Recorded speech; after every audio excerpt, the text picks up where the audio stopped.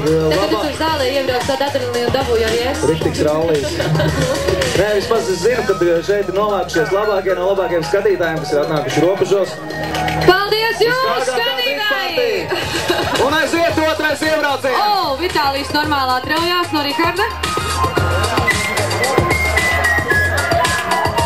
Droši vien, ka negaidīt uzsāks starti, ne? Tā arī ir viena no taktikām, jo šeit ir pedāls grīdā un mēģina atrauties.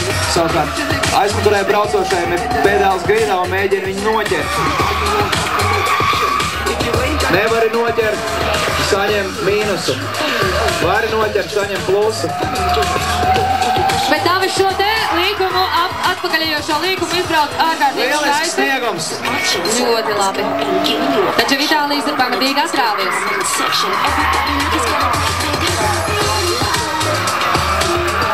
Domāju, viņš atrāvās tādēļ, ka viņš varbūt neizbrauc tādā leņķī šo esveidu pagriezienu, un tādēļ arī bija lielāks ātrums. Bet no labi divi malas riktīgi labi. Baigi malači un iebrauc lielajā ovāla līkumā.